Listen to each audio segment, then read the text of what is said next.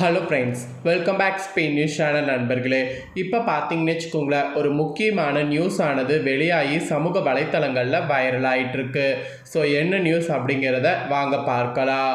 தமிழகத்தில் திரையுலகத்தில் முக்கிய பிரபலங்கள் சமீப காலமாக இருந்துட்டு வந்துட்டுருக்குறாங்க.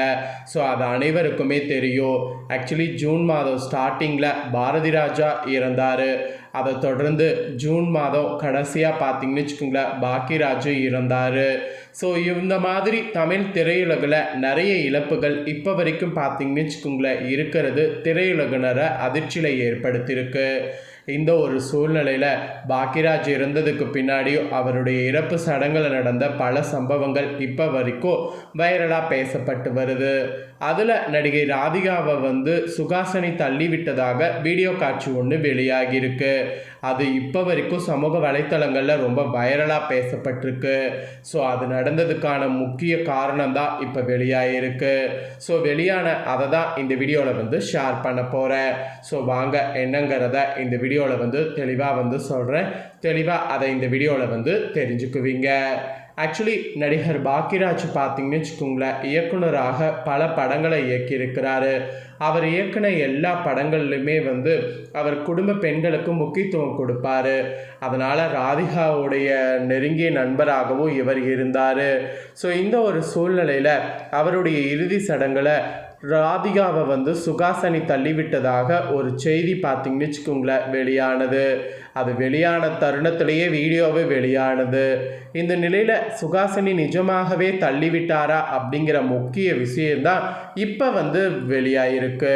ஸோ அதை தான் இப்போ இந்த வீடியோவில் என்னங்கிறத சொல்ல போகிறேன்.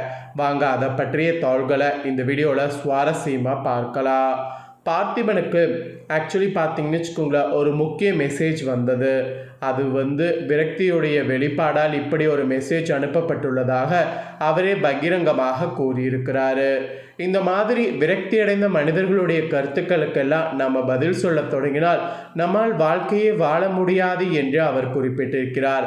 அதனால் பார்த்திபன் அல்லது ஊடகங்களோ இந்த மாதிரியான நபர்களுடைய கருத்துக்களை பெரிதாக எடுத்துக்கொள்ளாமல் முற்றிலும் இக்னோர் செய்துவிட்டு கடந்து போய்விட வேண்டும் என்று பிரபல தயாரிப்பாளர் தனஞ்சயன் கருத்து கூறியிருக்கிறார்.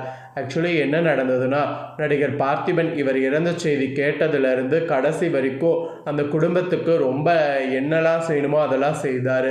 அதுக்கு பார்த்திபனை பார்த்து, என்னடா நீ என்ன இவங்களுக்கு ரொம்ப நெருங்கிய உறவினரா இல்லை இவங்களுடைய பையனா, எதுக்கு இந்த மாதிரிலாம் சீன் போட்டு பண்ணுற, நீ பண்ணுறதெல்லாம் நல்லா இருப்பியா, கண்டிப்பாக நல்லா இருக்க மாட்டேன், அந்த மாதிரிலாம் ஒரு மெசேஜ் பார்த்திபனுக்கு வந்திருக்கு.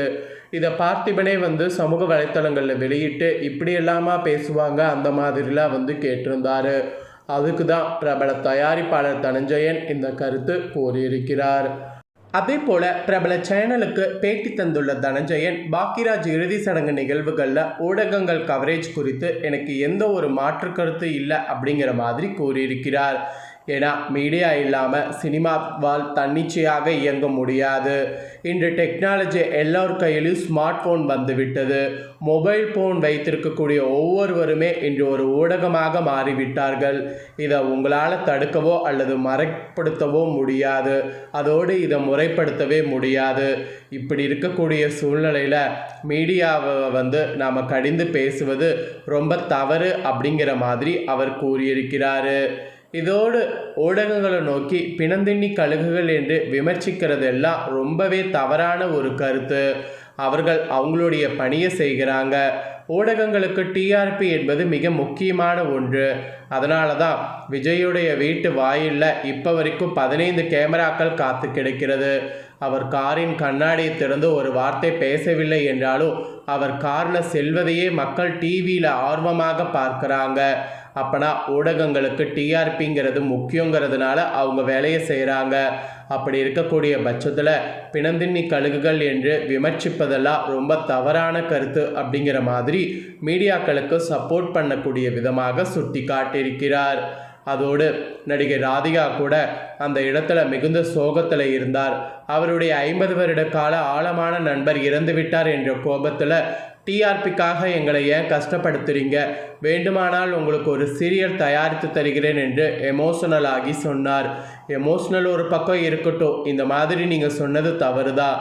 நீங்கள் ஒரு ஆக்டராக இருந்துட்டு இந்த மாதிரி பேசுவது முற்றிலும் தவறு அப்படிங்கிற மாதிரி ராதிகாவுக்கு எதிராக நிறைய பேர் ஊடகங்களில் குரல் எழுப்பி வராங்க.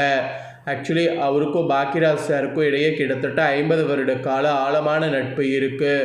இன்று போய் நாளை வா, தாவணி கனவுகள் போன்ற எத்தனையோ மாபெரும் வெற்றி படங்களை வழங்கிய மிக சிறந்த சினிமா ஜோடி இவர்கள். அதுக்காக இந்த மாதிரி பேசணுமா என்ற ஒரு கருத்து எழுந்திருக்கு.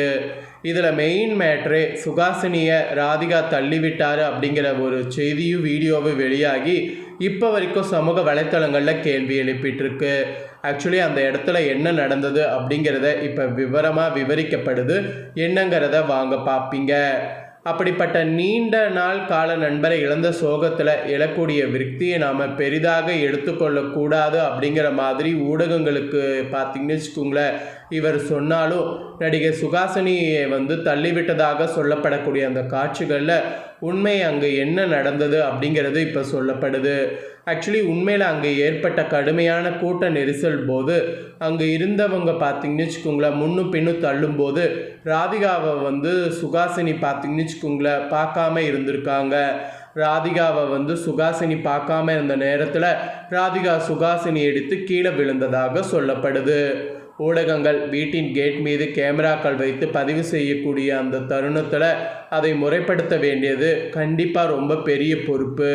ஆக்சுவலி அஜித்குமார் குடும்பத்தில் ஒரு மறைவு ஏற்பட்ட போது இது பார்த்திங்கன்னு வச்சுக்கோங்களேன், எங்கள் தனிப்பட்ட விஷயம், யாரும் உள்ளே வர வேண்டாம் என்று கராராக சொல்லிவிட்டார். அதனால் ஊடகங்கள் உள்ளே செல்லவில்லை. ஸோ இந்த மாதிரி இவங்களும் பண்ணியிருந்தால் பிரச்சனை இல்லை அப்படிங்கிற மாதிரி சொல்லப்படுது. எல்லாவற்றையும் கவர் செய்ய அனுமதித்துவிட்டு பிறகு முறைப்படுத்தவில்லை என்று சொல்வதில் அர்த்தமில்லை என்று ஊடகங்களுக்கு சப்போர்ட்டாக இப்போ நிறைய விஷயம் பார்த்திங்கன்னு வச்சுக்கோங்களேன் வைரலாகுது. ஸோ பாரதி ராஜாவுடைய இறுதி நிகழ்வின் போது கூட கேமராக்கள் ஃபிக்ஸ் செய்யப்பட்டு வருபவர்கள் பேசுவதற்கென தனியாக இடம் நேர்த்தியாக திட்டமிடப்பட்டிருந்தது. அங்கே யாரும் டிஸ்டர்ப் ஆகலை. அதனால் ஒரு இடத்தில் நடந்த நிர்வாக குறைபாட்டிற்கு ஊடகங்களை மட்டும் குறை சொல்வது கண்டிப்பாக உடன்பாடில்லை அப்படிங்கிற மாதிரி இப்போ ஊடகங்களுக்கு எதிராக வரக்கூடிய விஷயங்களுக்கு பதில்கள் இப்போ வெளியான வண்ணம் இருக்குது. ஸோ பாக்கியராஜுடைய இறுதி சடங்கில் நடந்த பல குளறுபடிகளுக்கு இப்போ விடை கிடைச்சிருக்கும் அப்படின்னு நான் சொல்கிறேன். அதாவது இந்த வீடியோவில் நான் சொல்லியிருக்கிறது உங்களுக்கு புரிஞ்சிருக்கும் நம்புவீங்கிற பாருங்கள் என்ன நடந்தது அப்படிங்கிறது உங்களுக்கு இப்போ சொன்னது புரிஞ்சிருக்கோ. ஸோ இதில் கரெக்டாக ராதிகா பண்ணது கரெக்டாக இல்லை பார்த்திபனுக்கு வந்த மெசேஜ் கரெக்டாக, இந்த மாதிரி நிறைய விஷயங்களுக்கு உங்களுடைய கருத்து என்னங்கிறத கமெண்ட் பண்ணுங்கள். இதே போல் புதிய நியூஸ்களை தெரிந்து கொள்ள சேனலை சப்ஸ்கிரைப் பண்ணுங்கள், கூட பெல் பண்ண ப்ரெஸ் பண்ணுங்கள். அப்போ தான் நான் போகிற மற்ற அப்டேட்டான வீடியோ உடனுக்குடனே தெரிஞ்சு பயன்பெற முடியும். ஸோ மறக்காமல் பண்ணுங்கள். நெக்ஸ்ட்டு சுவாரஸ்யமாக வேறொரு நியூஸில் உங்களை சந்திக்கிறேன். நன்றி, வணக்கம்.